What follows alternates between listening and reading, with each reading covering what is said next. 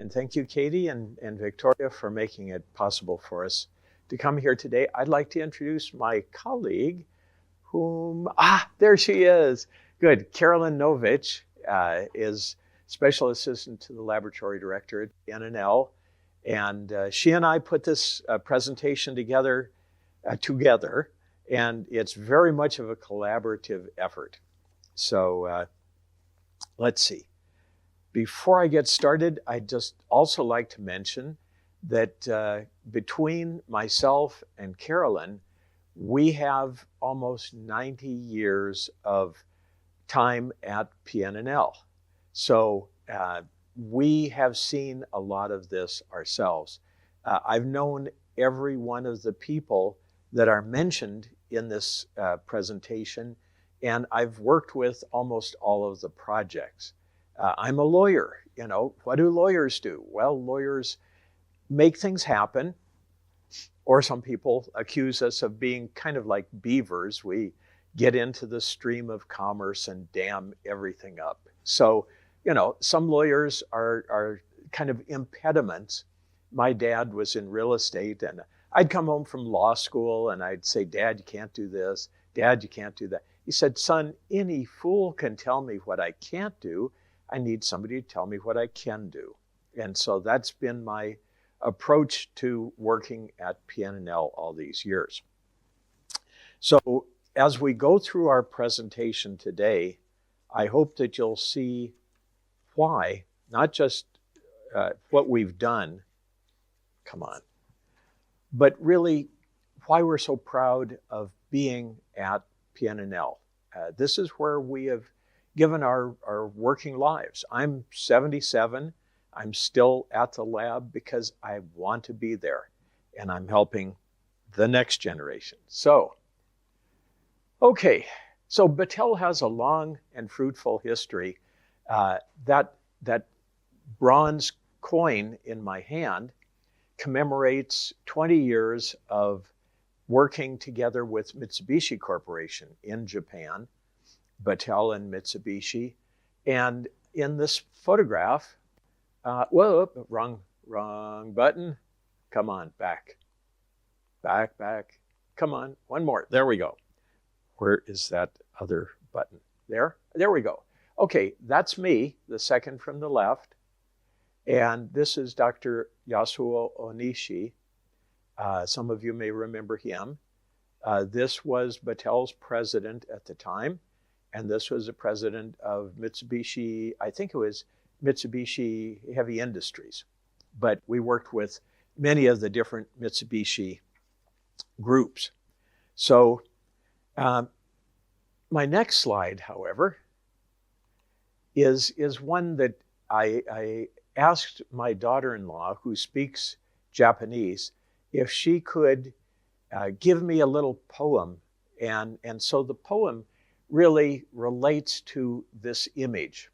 So what we want to talk about today is, and I'm going to say we because this is really Carolynn's presentation as much as it is mine, but she just said, you stand up front. But what we would like to do is light the candle. And so here's the poem. It's a haiku by a famous Japanese poet, Uson Yosa, and he said in Japanese, if I get it right, he said, Shoko no yu oshoku ni itsutsu yaharu no yu. Okay, no yu. I wrote it on my hand. So anyway, it means the light of a candle is transferred to another candle, spring twilight.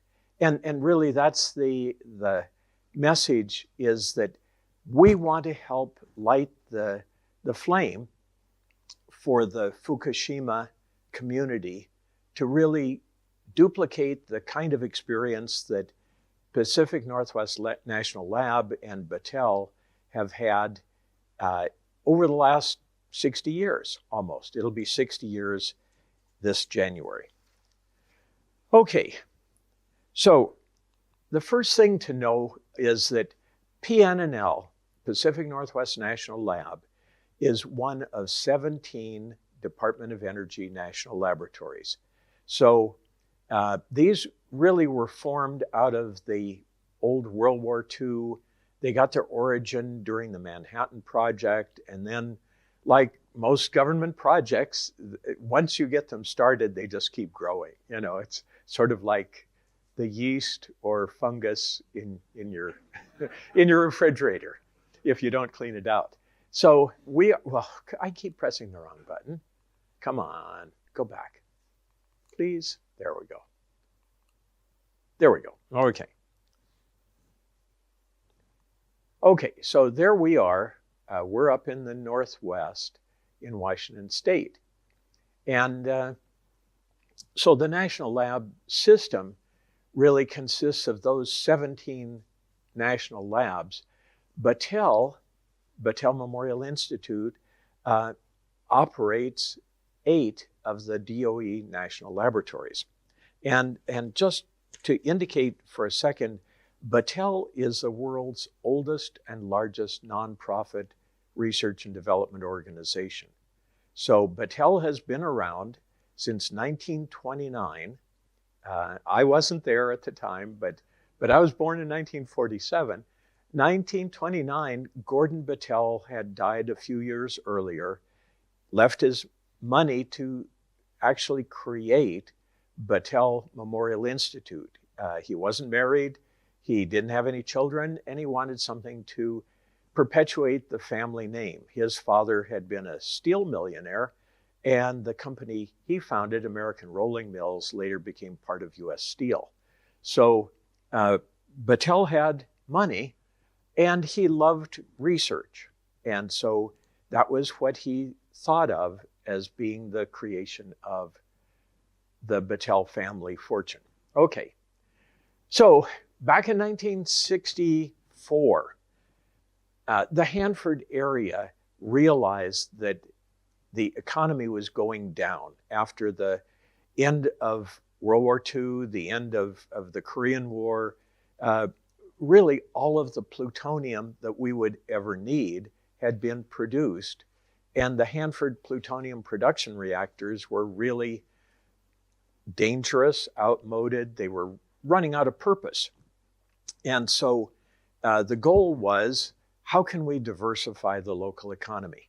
And the Atomic Energy Commission existed at that time, and the Atomic Energy Commission, or AEC, decided to issue requests for proposals from a number of different companies.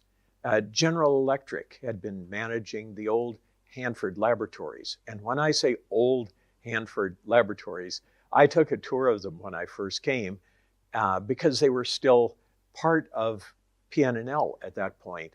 And you know, they were created in a hurry during the war with really no thought of what to do after the war. They were just, we got to get these things built as fast as we can. And so at that point, there was a need to look beyond that. And that's really where Battelle stepped in. Battelle submitted a proposal, and this proposal shows the headline of the Tri-City Herald back when PNNL was first created, or really, at that point, it was still called PNL. We got one more N later on, but it didn't cost anything. Kind of like on those TV game shows where they say, give me an L or give me an N. So anyway, I don't know how that's going to translate into Japanese, but hopefully it will. And now we've got first-class modern facilities at PNNL.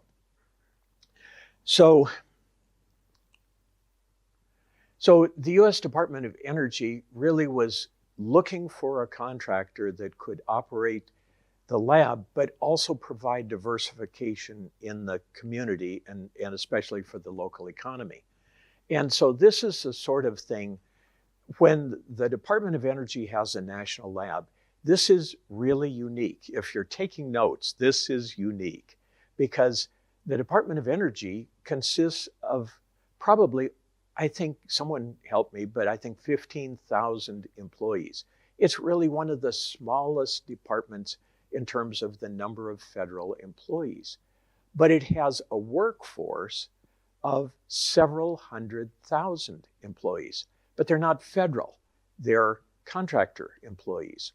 And so this was something that came up during the Manhattan Project. The old Atomic Energy Commission, or before that even the Manhattan Engineering District, needed the expertise that came from commercial business. And because of that, they couldn't make them all federal employees. Number one, the time frame was way too short. Number two, it wouldn't have worked with the civil service and all of that. So they hired, at the time, DuPont Corporation to manage the Hanford site. And I'm not sure who was at Oak Ridge at the time, but it may have been DuPont also. But then they had the University of California at Lawrence Livermore National Lab and Los Alamos National Lab and so on. So these were all public-private partnerships. So our current DOE contract goes through 2029. We have 5-year term, and it's extended at DOE's discretion for either another 5 years or whatever they wish. And we're annually scored or graded, and we get a report card from the Department of Energy. And so the contractor provides the workforce, and then we do all of the technical work out there. There's a small cadre of about 50 Department of Energy employees who oversee our work. I'll tell you more about DOE and PNNL here in a minute. So really, what we do is, we try to do what's called scientific simultaneous excellence. And that really involves being balanced between doing first-class science and engineering and also laboratory operations. In other words, safety, health, security, and so forth. And then also community activities, community relationships. And that's where Battelle has tried to make that its signature of operations of these 8 national laboratories. Right after Battelle started PNNL in 1965, we are all Battelle employees out there. PNNL is the government laboratory that Battelle operates. So now other labs, for example, Brookhaven National Lab in New York, I've been to all of the Battelle managed labs, and Brookhaven used to be managed by a university consortium, but they ended up putting tritium in the groundwater. They had a leak, and they didn't tell anybody about it because they said, it's just a small leak. It's just a little bit of tritium. It'll dilute itself. Nobody will ever notice it. Well, somebody noticed it. Maybe there's a whistleblower. And when that hit the fan, how does that translate? When that became widely known and negative results accrued from that, the Department of Energy said, we want another contractor. We don't trust the current contractor. And Battelle added that as its second national lab. Okay, so I'll talk a little bit about the time scale. So back in the 1950s, the Manhattan Project was going on, and it was kind of the prime time for nuclear power. Everybody was going, oh, electricity will be so cheap that it won't even pay to meter it anymore. And it'll be like the air that you breathe. Well, it turned out not quite. But so then back in the 1960s, you can see that General Electric was operating the Hanford laboratory, but in 1965, actually it was like in December of 64, Battelle won the contract. And shortly thereafter, we began transferring technology to the commercial sector. And that was really something important to developing the Tri-City economy. There was a wealth of experience, but it wasn't changing how the public experienced the benefits of the Hanford site. So there were people out there who were experts at making nuclear fuel. They had been making nuclear fuel to produce plutonium for decades. But this was a way of helping Jersey Nuclear, that later became Exxon Nuclear and then Siemens, so that they could produce commercial nuclear fuel. So all of that technology was something that we transferred. And so Battelle started operations then, and they inherited all of these old buildings. But, you know, they say fortune favors the brave or something like that. And Battelle, back in the 1930s and 40s, had developed the Xerox process. And at the time, people didn't know what good it was and so on. But eventually, that became something that was a real moneymaker. And Battelle Memorial Institute owned approximately half of the stock in Xerox Corporation. The inventor owned the other half. He became fabulously wealthy, and so did Battelle. And so Battelle had about $100 million of its own money that they invested in building first-class, brand-new facilities to operate as Pacific Northwest National Lab at no cost to the government. Since then, the government has gradually paid for all of that, but Battelle made the initial investment. Okay, so coming along about 1970, this is almost where I come in. The Life Sciences building was erected right out at the edge of the 300 area by the river. And up at Sequim was a marine sciences laboratory. And I don't know why, but Battelle bought an old fish cannery and converted it into a research center up at Sequim. Bought a bunch of beautiful land. And again, timing was perfect. I could go back into the history of Battelle. Battelle bought land in Geneva, Switzerland, right after World War II, about 100 acres of land on Lake Geneva, and built a research lab there. And when they sold that, they made a good deal on the real estate too. Location, location, location. So anyway, Battelle had money, and they were willing to invest it to really do something more than just come in and operate the lab. You know, a lot of companies that get government contracts don't want to put any skin in the game. Let's see, translate. A lot of companies don't want to invest their own resources, their own money in their operation. They want the government to buy everything.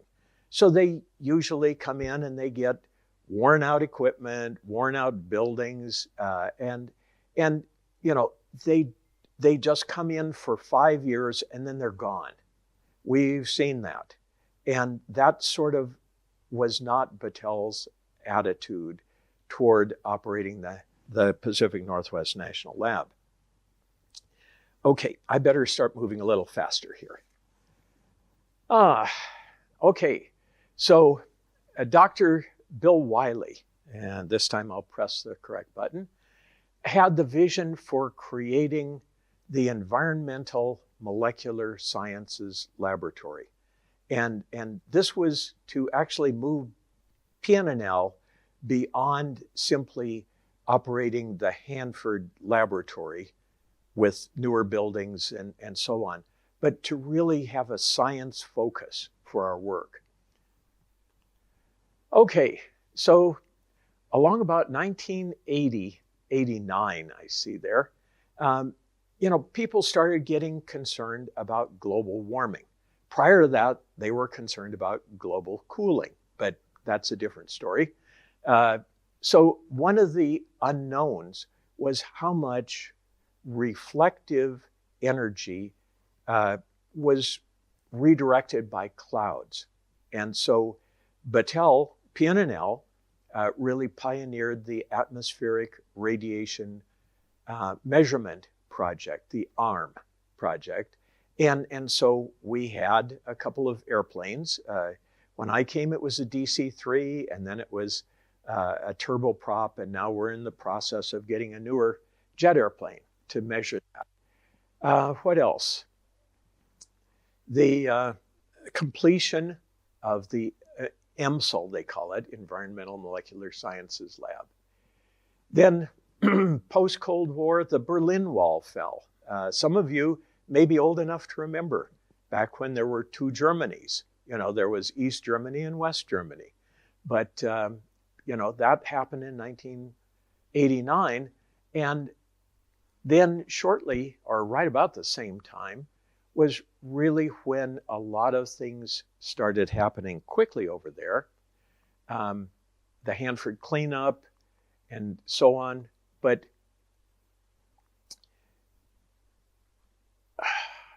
somewhere back there, I missed. Where is it? Right, Chernobyl and 3 Mile Island. All was not rosy for the nuclear industry. And so Battelle really had a key role in doing research involving the Chernobyl situation. And I actually went to Ukraine and negotiated the contract for Battelle to clean up, or actually to build the covering, what they call the shelter project over the reactor, because animals were getting into the contaminated area and carrying radioactive material out on their little bodies. So that was a good project. Okay, I should be looking at my notes now. All of this really involved timing. And at this point, we're looking at the creation of NNSA. And events of that era really changed the nature of PNNL. Pacific Northwest National Lab had been a science lab. It had been a nuclear lab. And we had chemistry and physics and those sorts of things as a part of that. But with the creation of NNSA, there was concern that with the falling apart, the disruption of the old USSR, the Union of Soviet Socialist States, that with the destruction of that, there were scientists that were nuclear scientists in Russia that were in danger of going to bad countries. How do you say it? Worse countries, where they were trying to get atomic bombs. And so the Department of Energy and then later the NNSA sponsored PNNL work to support these Russian scientists so that they wouldn't feel a need to go to places like Tehran or Pakistan or other Libya and places like that to sell their talents. And so I worked on that project and also on the International Nuclear Safety Project. A lot of people don't realize that the Chernobyl reactor was a very popular design in the Soviet Union. And so there were at least a dozen other reactors built with the same faulty design as the Chernobyl reactor. And that reactor then had a tendency to go prompt critical, or to actually have a meltdown if the control rods were inserted too fast, too far. Things didn't work right. It didn't poison the reaction as quickly as it would in modern US reactors. They had aging infrastructure, pumps and non-redundant systems. And so, PNNL helped with that. Okay. I've got to get back on the story here. Okay. So the new normal, starting about 2001, okay, we had the war on terror. With the attack on the Twin Towers in New York,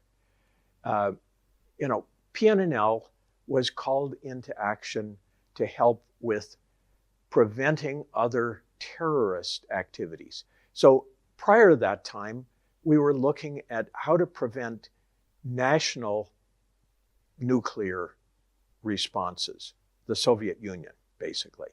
But after that, it was a question of, could terrorists get a hold of enough nuclear material to build a dirty bomb? And could they somehow sneak it into the United States? Well, as a result of that, PNNL started doing work on detecting ultra-low traces of radioactive material. And so we had the, let's see if it shows up here. Nope. Okay. Oh, yes. The Radiation Portal Monitoring Project. And this is where trucks carrying cargo would drive between a couple of neutron detectors and gamma detectors and would be able to sense whether there was radioactive material inside. I have been told by our engineers out there that they could detect the amount of radioactive potassium in a banana sitting on the front seat next to the driver of the truck. I don't know if that's true, but I mean, they have really sensitive detection methods. So they built these radiation portal monitors, and now all of the container cargo and so on, not only in the US, but throughout Europe. And we have a lot of cooperation with European countries that are working on these. And most of you have probably experienced, as you go through the airport, these millimeter wave detection systems, where we call it the PNNL salute, where you hold your hands up above your head and it circles around you and like that. I have a picture, a photo of myself standing in an early version of that. And the key to make that legitimate and popular is that the inspectors don't actually see the human body. All they can see is what would be considered, a mannequin shape with whatever guns or knives or whatever on the outside of them. It doesn't penetrate their skin, but it penetrates their clothes, and it does it really well. But the operators can't see anything except the mannequin. Okay, so you don't have to worry when you go through the airport. Now, along about this time, the new normal includes energy supply, energy outages, electrical outages, and the potential really for, do we have something where the public can rely upon a constant state of energy? And there have been blackouts throughout the country. And the more we realize this, we were dealing again with an aging infrastructure, equipment that was built in the 1950s, and it was scaled for life in the 1970s or 80s, but it was nearing its breaking level. And so PNNL began work on a lot of those things. And in order to do that, and here's where the story gets better, I think, is we realized that you need a trained workforce. And without developing the pipeline of scientists and engineers who can handle these issues, you're going to lose your expertise. And so Battelle Memorial Institute made a donation of about $1.5 million of its own money to help start Delta High School, which is a lot of you here locally know. Maybe some of you have children that have attended Delta, but it's science, technology, engineering, and math, the STEM, as they call it, high school. And Battelle Corporate has spent many more millions of dollars back in Ohio to develop that. Okay, what else do we have here? So again, Battelle, PNNL really worked with DOE to upgrade the facilities, and some of those are really unique facilities. Okay, so the current era, moving on. Kim Jong-un. I've been to Korea several times. My children were both born in Korea. And I was over there when Kim Jong-il died. He was the father of the current dictator. I was going to call him president, but the current dictator, Kim Jong-un. And, Kim Jong-un believes, like his predecessors, that the West is his enemy, and so he's apparently armed himself with some nuclear weapons. That's very unfortunate. Obviously, we would all like him to surrender those weapons, but they're a great bargaining chip for him. So again, PNNL is doing a lot of research on how to counter threats like that. Okay, and then finally here, commercialized treaty, monitoring. We commercialized it. Yes, we did. Okay, we took treaty monitoring equipment and we made them a commercial product. That's what it means. So a lot of it is driving technology that's created at the laboratory out into the public, and then having the public take it over where it can be maintained at commercial expense and it can be made more adaptable. Okay, there were disastrous hurricanes back in the 2017 era, and so on. And so PNNL has been involved in those things as well. Okay. I'm just going to move on because I think we're getting a little close. Okay, so how do we do this? We advance science and technology through simultaneous excellence. And so the key to it all is we've got to have first-class scientists. Right now, we produce, I'll give you the statistics in just a minute, thousands of peer-reviewed documents every year. We have a measurement where we can see how often our scientists are cited, our scientists' papers are cited by other scientists and so forth. So, we work on things about 50-50 between energy-related projects and national security-related projects. About half of PNNL's work right now has national security implications.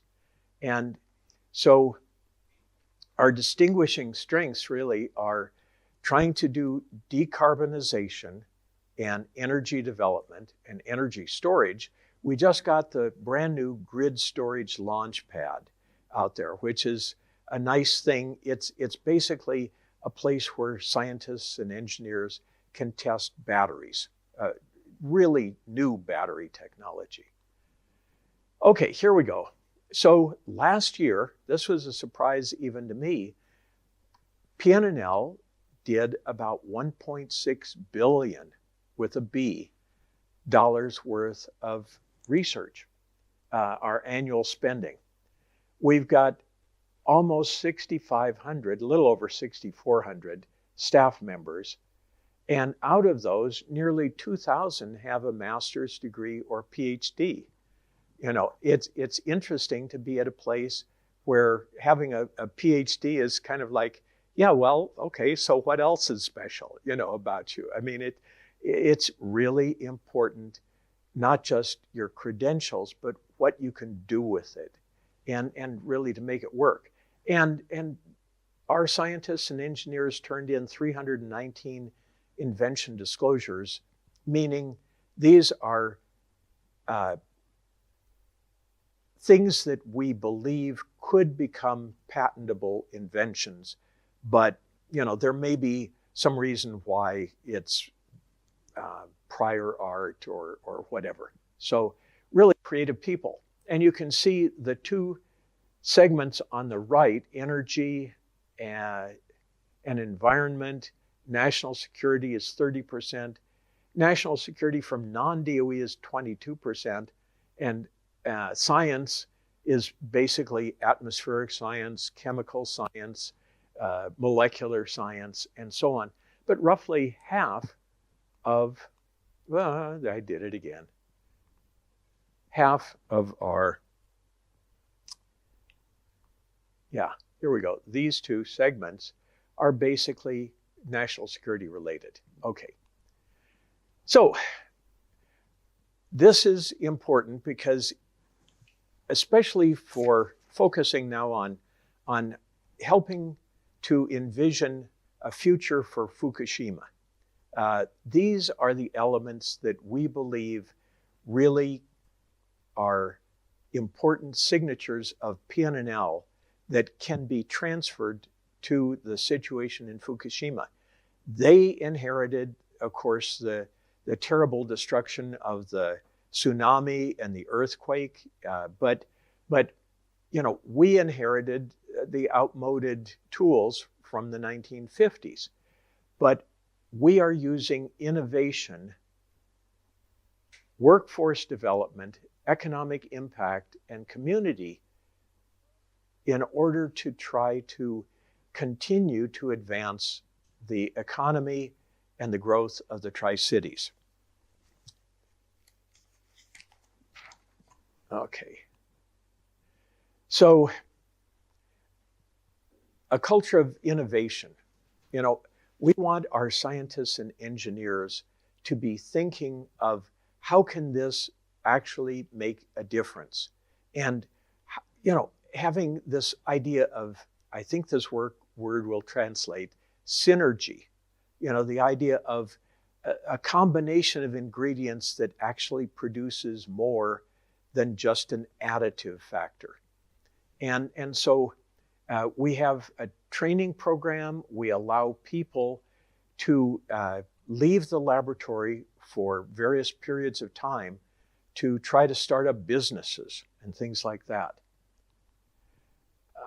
STEM ambassadors, the best people to sell an idea are the people who have already bought it themselves.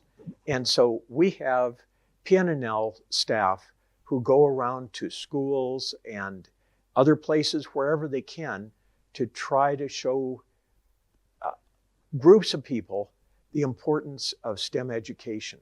Because frankly, we can't all be lawyers or stockbrokers or NBA basketball stars or whatever.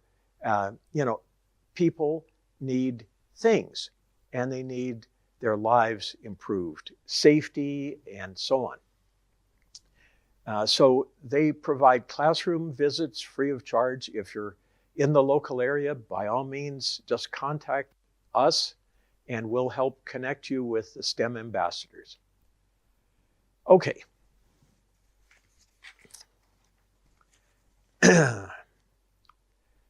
So these are the four areas, really, bringing mutual value to the community.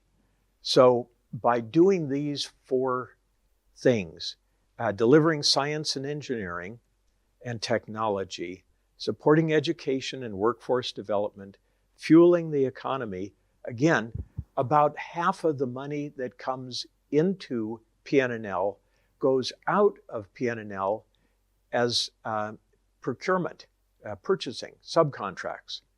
And the other half is basically salaries and our use of local energy resources and so on.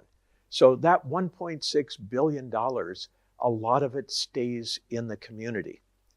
And then cultivating our community, a lot of the cultural activities of the Tri-Cities.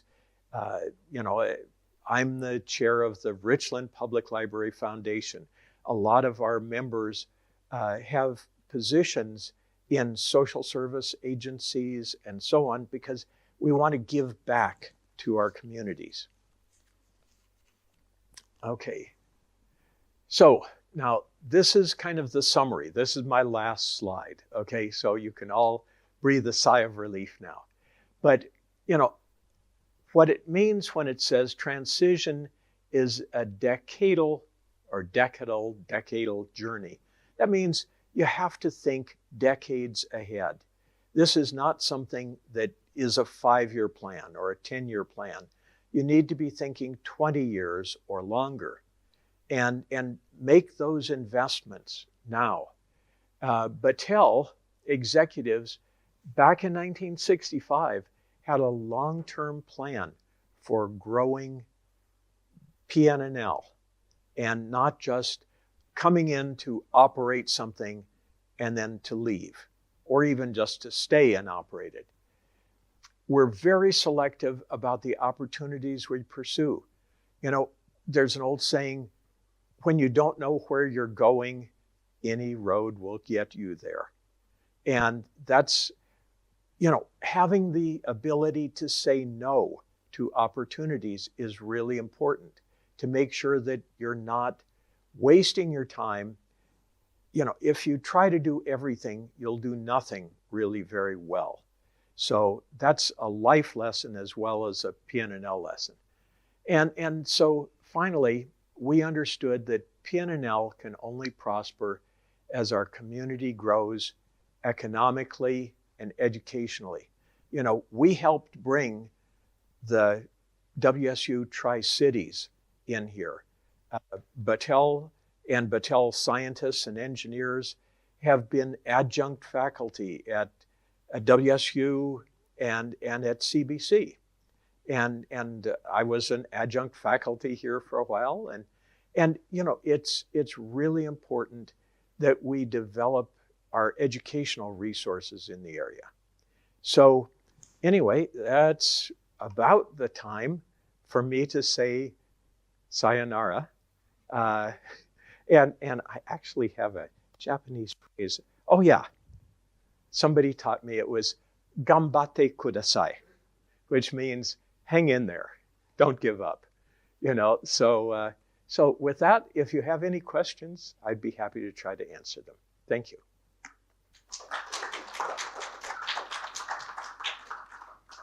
Yes, sir. Good question. The U.S. government, Battelle here's the law. The law is Public Law 98-620. And it's really an offshoot of what's called the Bayh-Dole Act. B-A-Y-H, I think it is, D-O-L-E, Bayh-Dole. Senator Bayh and Senator Dole sponsored it. But 98-620 says that nonprofit organizations like national labs, like Battelle Memorial Institute, actually own the invention, but we own it in trust for the U.S. government. And 50% or more of the royalty income must be spent at the national lab, and the other 50% has to be spent by the inventing organization in ways that are consistent with the mission and objectives of the national lab. So, it's basically we are a steward of the, but then if Battelle should ever leave the lab and another contractor comes in, that contractor would take over all of the IP, the intellectual property, et cetera, and continue to manage that in the same fashion. So we only own it up to the point where we're the operator of the national lab. Yeah, that's an excellent question. Any other questions?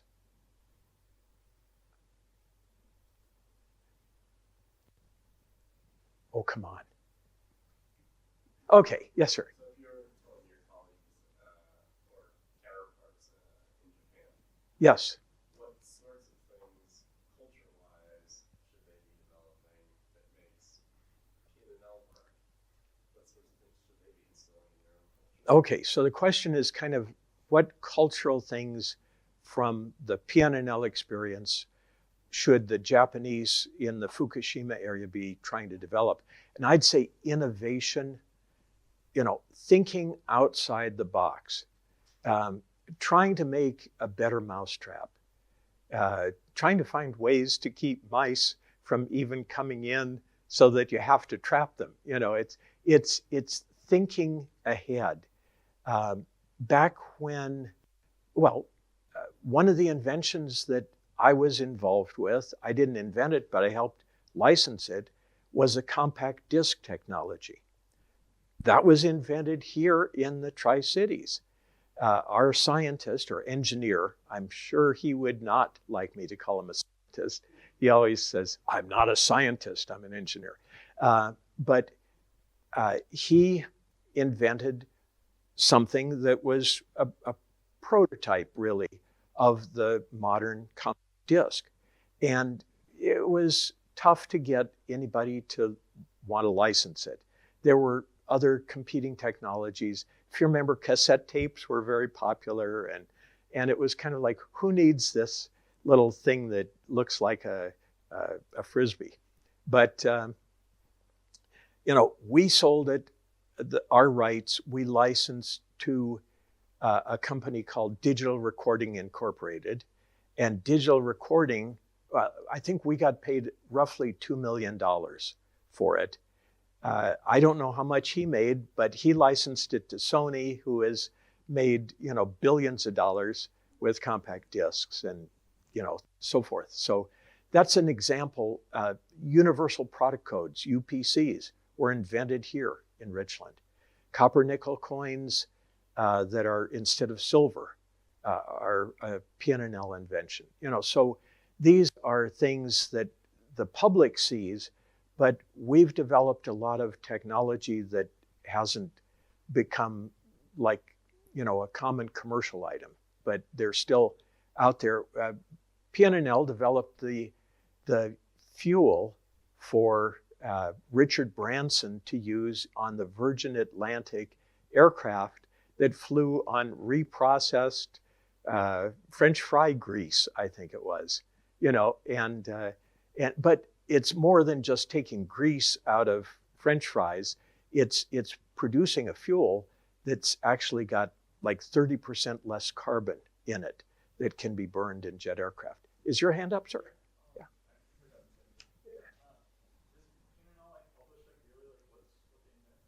Oh, yeah, we do. But most of those things get out there and they're not really fun reading, but yes, please, if you're interested in it, we've got patents galore. And we actually encourage companies to look through our patent portfolio and say, do you see anything here that will help you?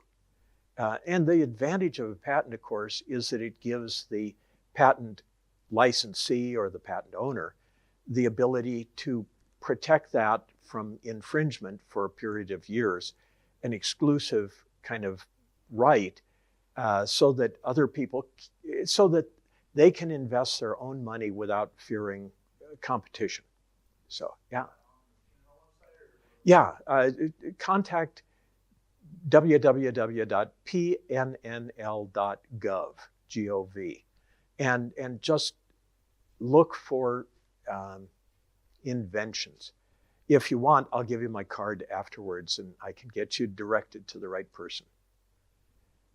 Anyone else? Carolyn, do you have anything that you'd like to add that I didn't say that you would like to include? I'm opining about our researchers, our staff, right? Let me bring the microphone over to you. And I can't really get it out, but here.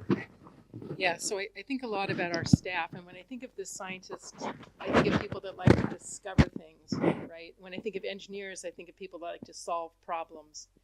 When you put the two together, you actually have something pretty brilliant. And so we're solving problems when it comes to atmospheric sciences, when it comes to groundwater. The previous speaker spoke about some of the technologies we had developed.